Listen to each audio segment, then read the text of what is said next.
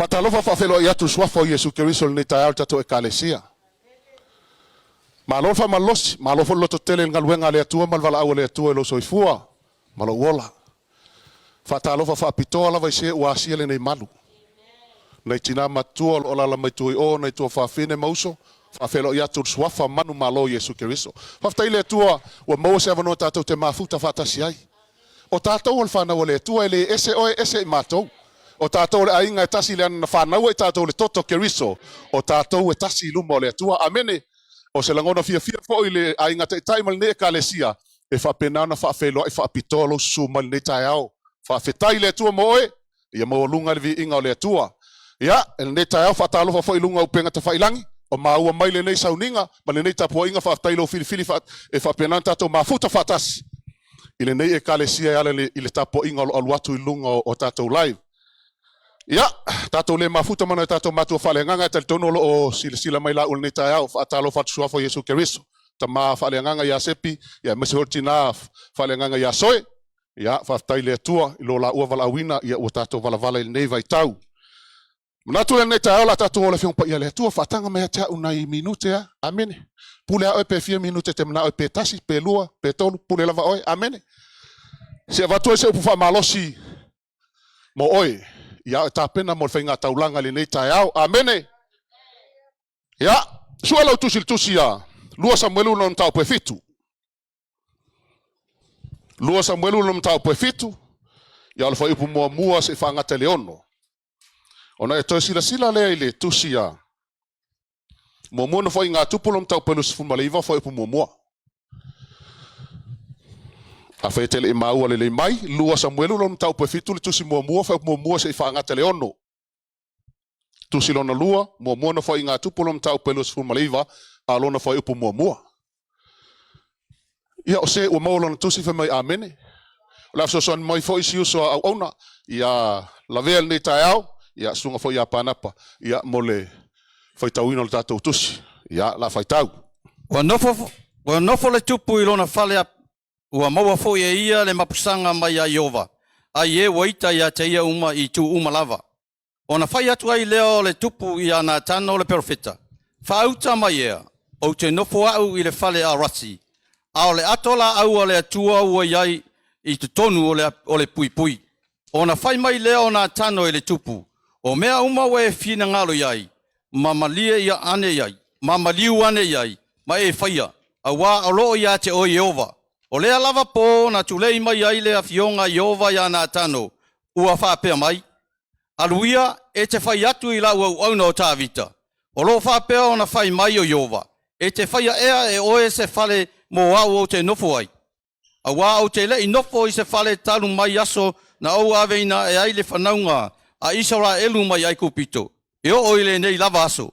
A ua o whealua i le whale ie. Ma se whale wheaweai. Mo no foi nga tupulom tau pe lus malaiva la fai tau mai le song panapa. O whai atu foi le tupo tāwita e whapuputonga uma. O son monalo o atali. O ia lava o whiwhilia i le atua. O le tamaititi lava ia vai. O tele fo inga luenga. O wai le se maota mo tangata. A o Iova le atua. Oli. Le fiong pa ia le atua. O se tusi fo i masani ona e fai tau iau e whalongolong so o ai. O la ungaina le nei tala.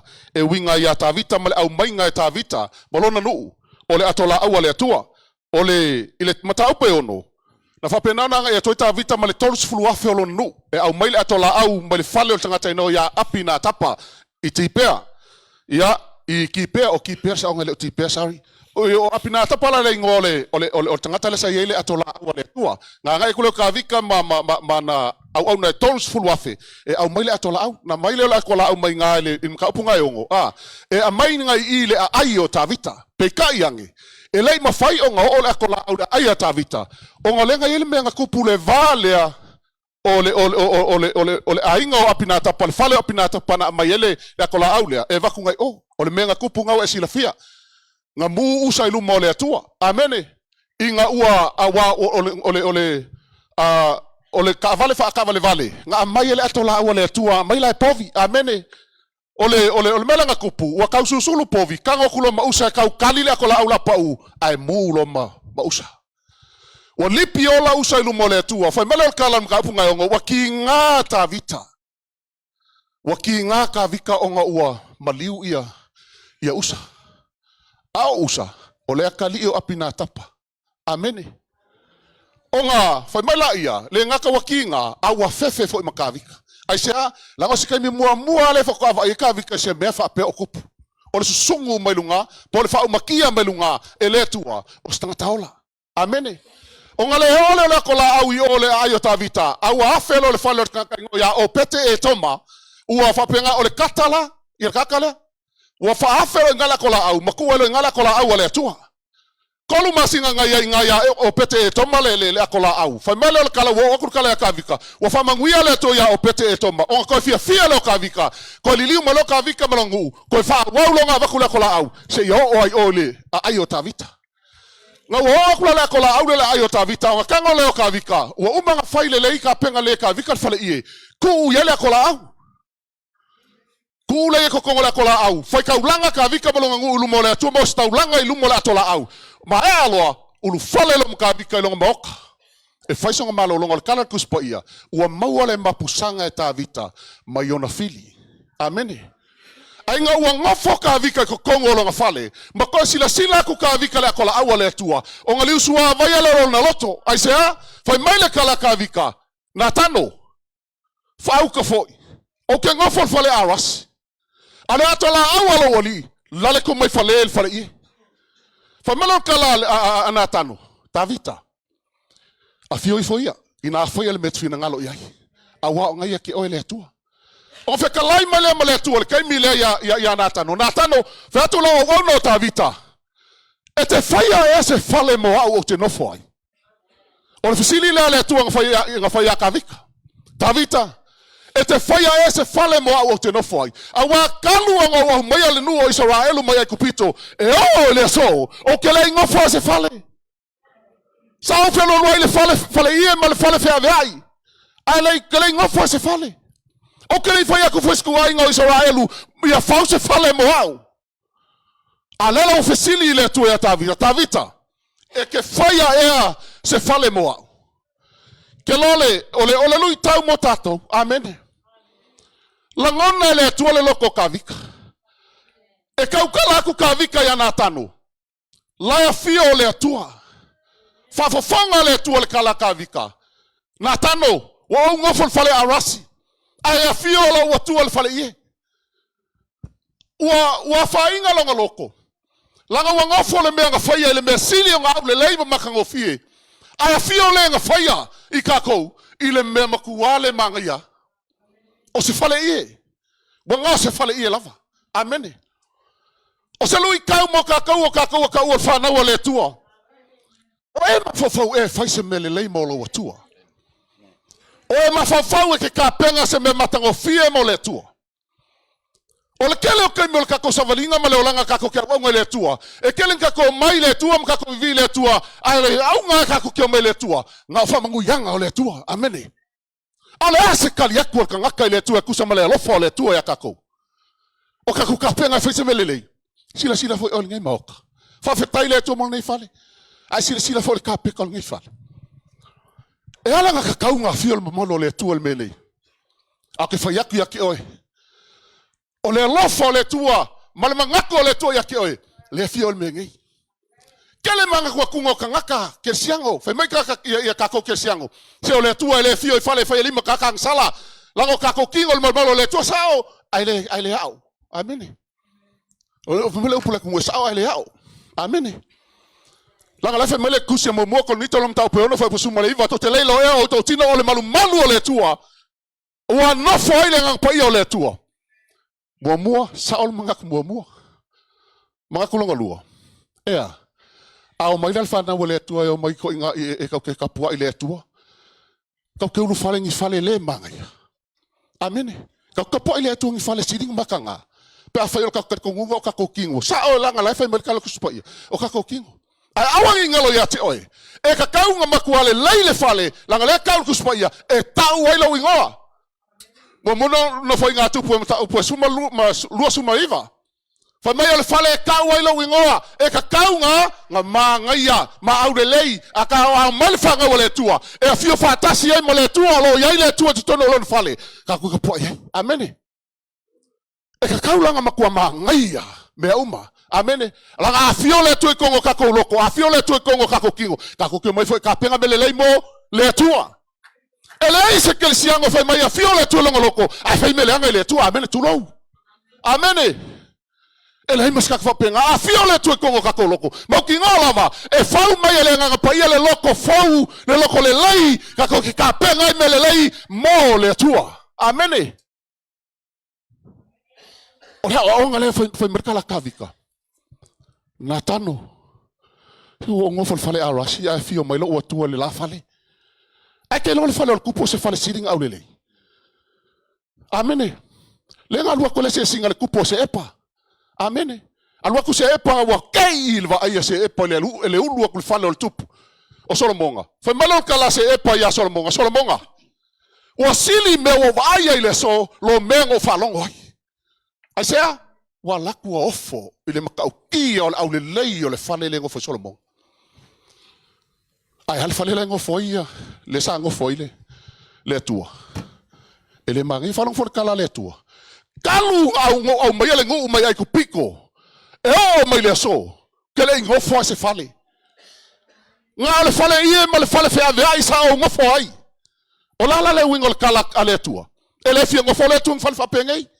Ele fio mai le tua peka ko mai falingai amene le ai ke lo oi a ka u lo le fale o le tua e a fio le mamadu o le tua e ia fatasi ma le tua so se kai mi o mai fanga o le tua o lo a fio aku le tua e ke la ngonga le mamadu o le tua amene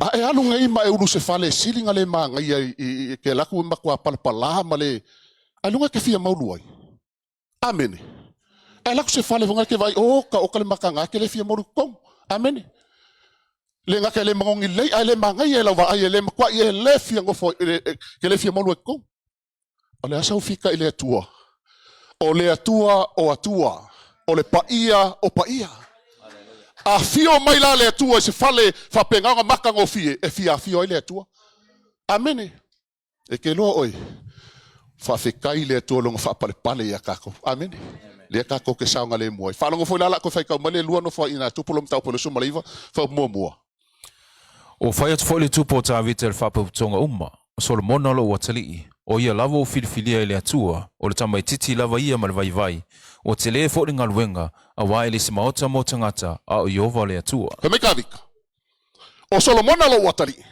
o fa kuinga le atua o ia nga ke fai le fale mo le atua o lo wakali ele nga kai lai kiki ai vai a le ngaluenga e te le ngaluenga fai mal fai ungol fai upulea a wa leo se maota mo se tangata a le maota mo le atua amene le lo ka saungi ka fai kaulanga ile atua o kaulanga le ka ki fai le asonge mo le fale o le atua amene o le la fai mal kala le kala kavika Israelu ele se maoka mo ka ngaka le ka ki fai kaulanga iai o le maoka mo le atua o ke fape aku foi lango le kala le ku spa ia le ma fu lang fa mo kon le feng pa ia le atua e fai mala paka inga e fai malu ikau ya ka ko ko fa mangaku me ka ko e le o se tangata le atua o ia le atua pa ia le atua malu e matautia e ka kau ia ka ko on ka ko fa ia le mesili nga makango fie male lei mo le atua amene yo lo loko ka ka ka vika e loko i me le atua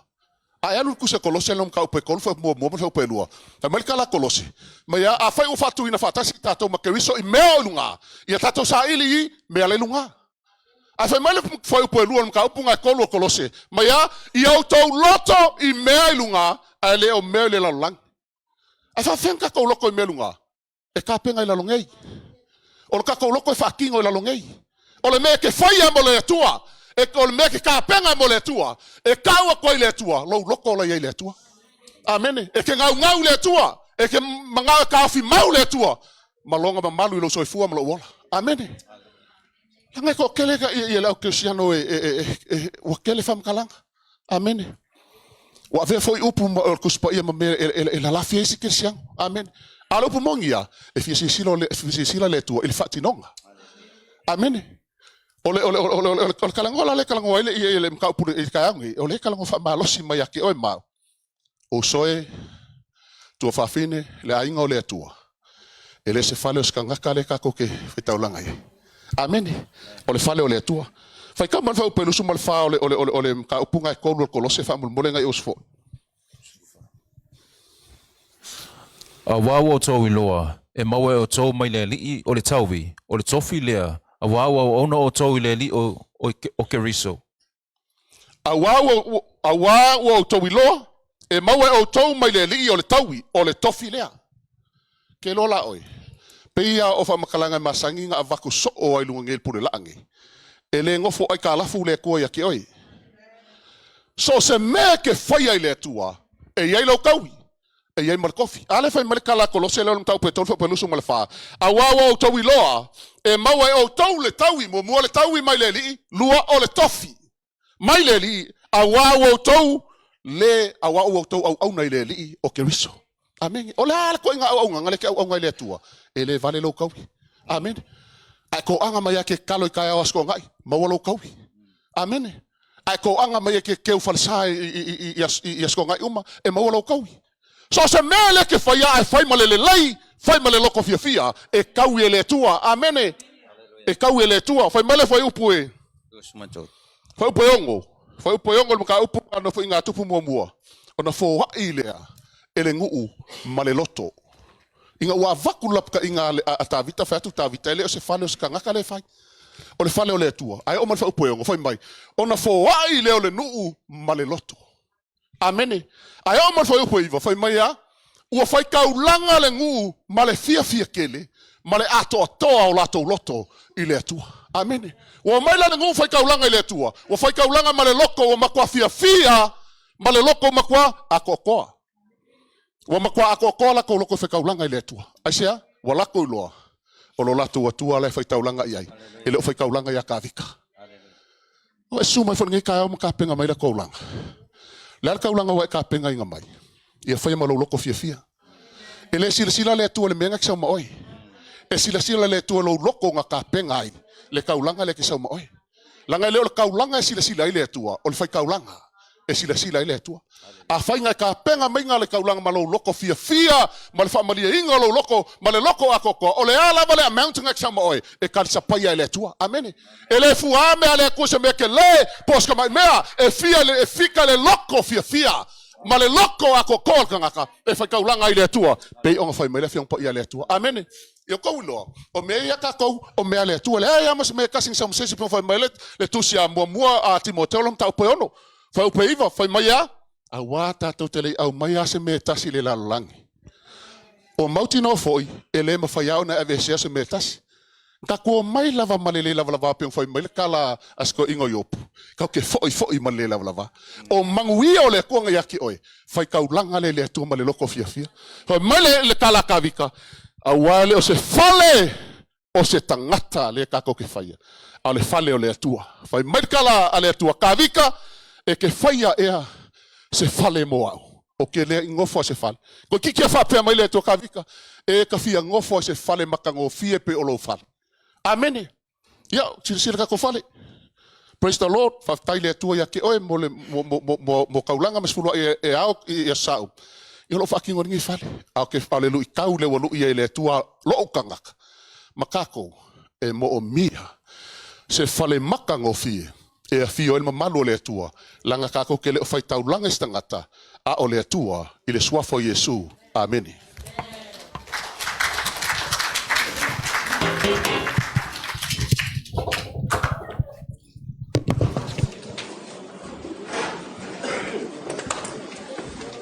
To ever sa tola pati via le atua nei tai au.